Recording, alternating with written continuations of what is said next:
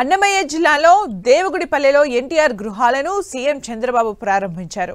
లబ్ధిదారులకు చంద్రబాబు ఇంటి తాళాలు అందించారు. పేదలకు తొలిసారి పక్కా ఇల్లు నిర్మించి ఇచ్చిన వ్యక్తి ఎన్టీఆర్ అని ఆయన కొనియాడారు. రాష్ట్ర వ్యాప్తంగా 3 లక్షలకు పైగా గృహప్రవేశాలకు శ్రీకారం చుట్టామని 2029 నాటికి ప్రతి పేదవాడికి సొంతిల్లు ఉండాలనేది ప్రభుత్వ లక్ష్యమని చంద్రబాబు అన్నారు. గత ప్రభుత్వం కేంద్ర నిధుల్ని పక్కదారి పట్టించిందని 5 ఏళ్ల పాలనలో రాష్ట్రాన్ని వైసీపీ సర్వనాశనం చేసిందని చంద్రబాబు విమర్శించారు.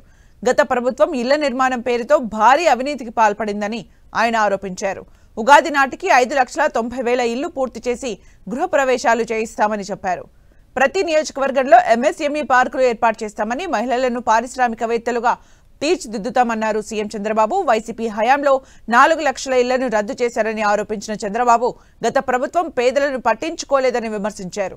ఇప్పుడు ఒక్కో సమస్యను అధిగమిస్తూ పథకాలను అమలు చేస్తున్నామన్నారు. సూపర్ 6 సూపర్ హిట్ అయిందని, ఎప్పుడూ ఇవ్వని విధంగా పథకాలను అమలు చేస్తున్నామన్నారు చంద్రబాబు. గత ప్రభుత్వంలో పెట్టుబడిదారుల్ని భయపెట్టారని, తాము మాత్రం 21 లక్షల మందికి ఉద్యోగాలు కల్పిస్తామన్నారు. భూగర్భ జలాలను పెంచాలని నిర్ణయించామన్నారు. నదుల అనుసంధానం తన జీవిత ఆశయమని, నదుల అనుసంధానం జరిగితే సంపద పెరుగుతుందన్నారు. సాగునీటికి ఇబ్బందులు లేకుండా చేస్తామని, రాష్ట్రంలో కరువు లేకుండా చేస్తామని చంద్రబాబు చెప్పారు.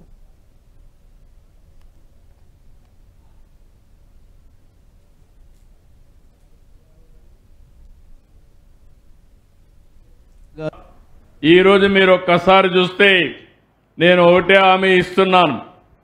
రేపు రాబోయే రోజుల్లో ఏదైతే తెలుగు సంవత్సర నూతన సంవత్సరం రోజు ఉగాది, ఆ రోజున 5,90,000 గృహ ప్రవేశాలు చేయించే బాధ్యత నాది.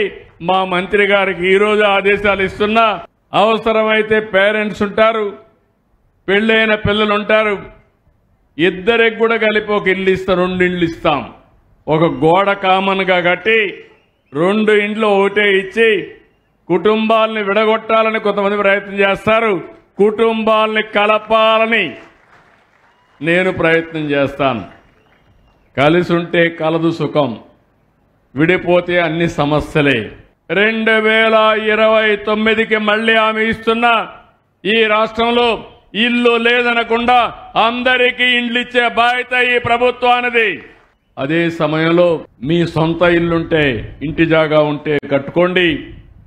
మీకు లేకపోతే ఇప్పుడు ఉండే జాగాల్లో ఇస్తాం, లేకపోతే అక్విజిషన్ చేస్తాం. పట్టణ ప్రాంతాల్లో ఉంటే ఎంతవరకు వీలైతే అకామిడేట్ చేస్తాం.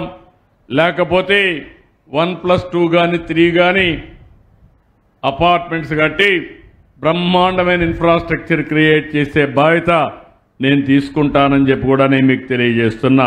5 ఏళ్లు ఒక్క టీచర్ని ఇవ్వలేదు. పిల్లలకు బాగా చదువు చెప్పామంటారు, టీచర్ లేకుండా చదువు చెప్తారో నాకైతే అర్థం కావడం లేదు. కనీస ఇంగిత జ్ఞానం లేకుండా మాట్లాడతారు. ఇలాంటివన్నీ మనం చూస్తే చాలా దారుణంగా అవకతవకలు జరిగే పరిస్థితికి వచ్చింది. నాకు అనుభవం ఉంది, కానీ రాష్ట్రం దివాలా తీసింది, భ్రష్టు పట్టింది. ఈ రాష్ట్రాన్ని మళ్లీ బాగు చేయాలంటే అందరి సహకారం కావాలి. అందుకే కలిసి వచ్చాం. ఆశీర్వదించండి. ఇది నా కోసరం కాదు, ఈ రాష్ట్ర భవిష్యత్తు కోసరం. అదే మారిగా మిమ్మల్ని అడిగింది నేను. ఈ రాష్ట్రాన్ని పునర్నిర్మాణం చేస్తాం, పూర్వ వైభవం తీసుకొస్తాం. 20 లక్షల కోట్ల రూపాయలు 21 లక్షల మందికి ఉద్యోగాలు తెప్పించే బాధ్యత మాది. ఎప్పుడన్నా విన్నారా మీరు? వైఎస్ఆర్ కాంగ్రెస్ పార్టీలు ఎప్పుడైనా ఉద్యోగం మాట విన్నారా మీరు అడుగుతున్నా? పెట్టుబడులు వచ్చాయని మిమ్మల్ని అడుగుతున్నా. అది అప్పటికి ఇప్పటికి వ్యత్యాసం.